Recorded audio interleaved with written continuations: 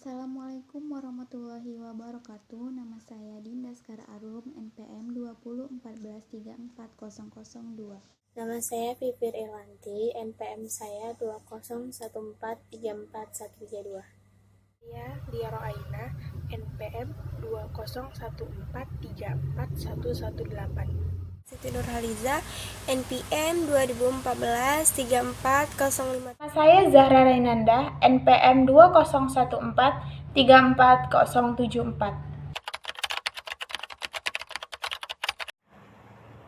Hai, di sini saya akan membahas materi pembahasan yang pertama, yaitu tentang pengertian atau dasar.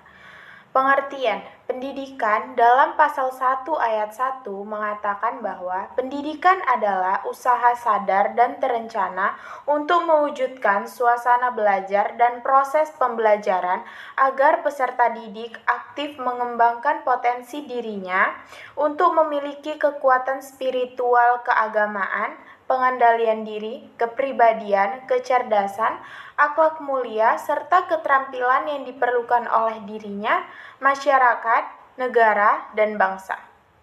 Yang kedua, ada pengertian pendidikan nasional.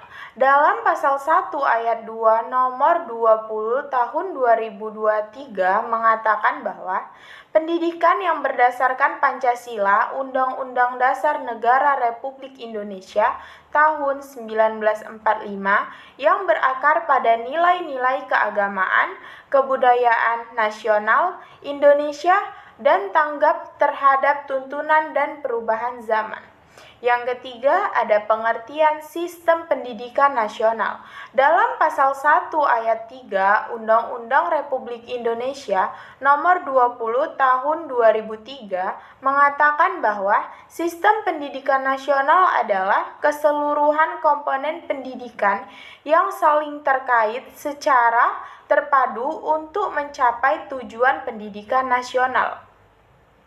Kemudian, dasar pendidikan nasional tersurat dalam pasal 2 Undang-Undang Republik Indonesia nomor 20 tahun 2003 bahwa pendidikan nasional berdasarkan Pancasila dan Undang-Undang Dasar Republik Negara Indonesia tahun 1945. Oke, baiklah, saya di sini akan menjelaskan tentang fungsi pendidikan nasional. Sebagaimana telah dijelaskan dalam pasal 3 Undang-Undang Republik Indonesia nomor 20 tahun 2003. Pendidikan nasional berfungsi untuk mengembangkan kemampuan dan membentuk watak serta peradaban bangsa yang bermartabat dalam rangka mencerdaskan kehidupan bangsa. Di sini ingin menjelaskan tujuannya. Adapun tujuan pendidikan nasional adalah untuk berkembangnya potensi peserta didik agar menjadi manusia yang beriman dan bertakwa kepada Tuhan Yang Maha Esa, berakhlak mulia, sehat, berilmu, cakap, kreatif, mandiri, dan menjadi warga negara yang demokratis serta bertanggung jawab. Saya akan melanjutkan tentang prinsip-prinsip sistem pendidikan nasional. Yang pertama, pendidikan dilakukan secara demokratis, berkeadilan, serta tidak diskriminatif terhadap hak asasi manusia, nilai keagamaan, nilai kultural, dan kemajemukan bangsa. Yang kedua, pendidikan dilakukan sebagai satu kesatuan, sebagai suatu proses sistem terbuka dan multi makna. Yang ketiga, pendidikan dilakukan sebagai proses pembudayaan dan pemberdayaan peserta didik yang berlangsung sepanjang hayat. Saya akan membacakan sambungan dari prinsip-prinsip landasan yuridis yang telah dibacakan oleh Lia. Yang keempat, pendidikan diselenggarakan dengan memberi keteladanan, membangun kemauan dan pengembangan kreativitas peserta didik dalam proses pembelajaran. Yang kelima, pendidikan diselenggarakan dengan mengembangkan budaya membaca, menulis, dan berhitung bagi segenap warga masyarakat.